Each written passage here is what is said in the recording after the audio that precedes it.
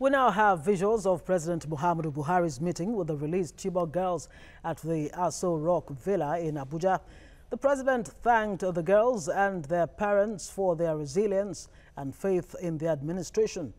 He also promised to support them if they decide to continue to further their education.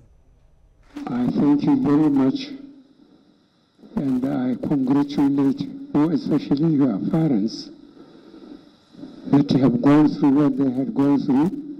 It's only they that have the real feeling of what you went through.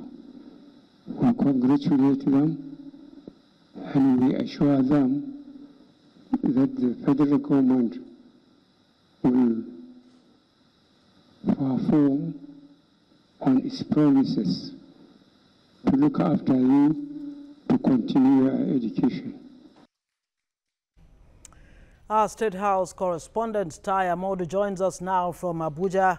Hi Tai, good to have you. What can you tell us about all that went on around the president's meeting with this 82 released Chibok girls?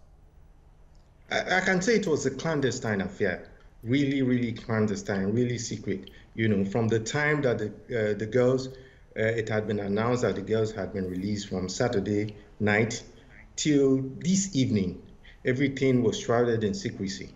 In fact, as at 12 o'clock today, we had already received information that the president was going to receive the Chibok girls, and that the Chibok girls were coming into Abuja.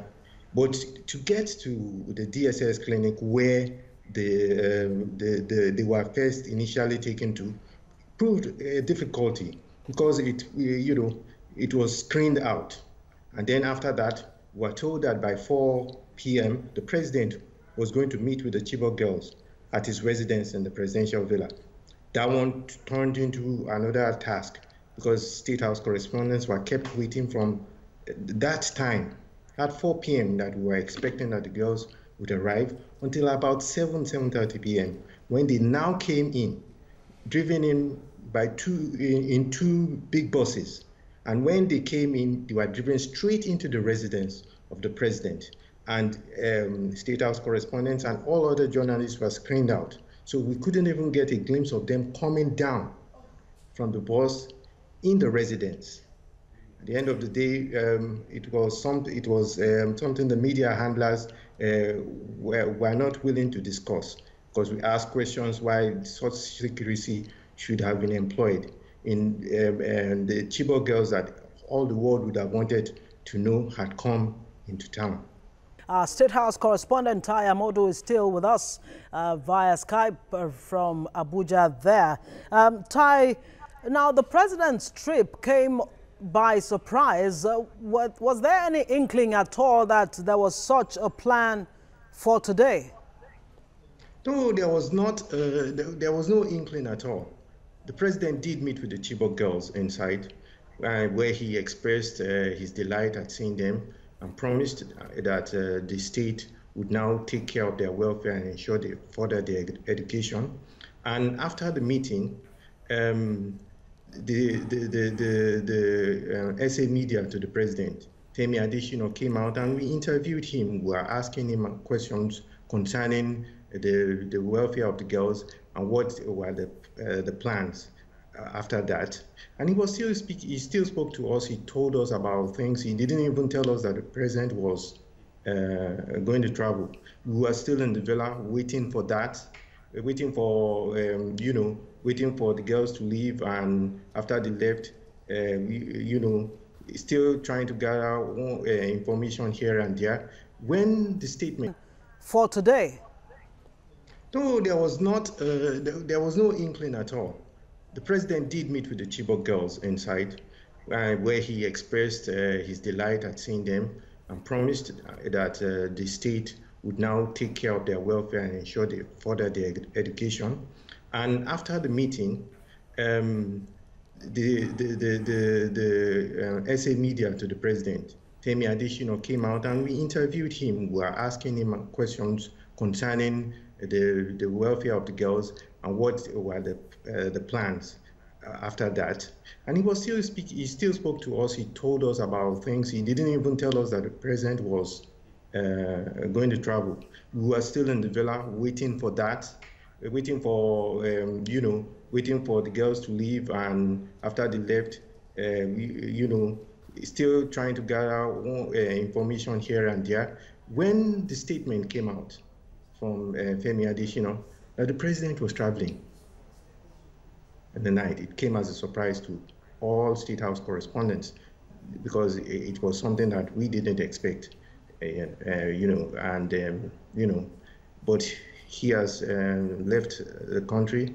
He's going to London for further checkups, and that is the information that we have for now. Of course, we need to underscore the point that journalists were barred from that meeting between the president and the 82 released Chibok girls. Now that Mr. President has met with the girls and you've given us an idea of what he told them or promised them, when is it likely to be that the parents of these girls or their relatives will actually reunite with them?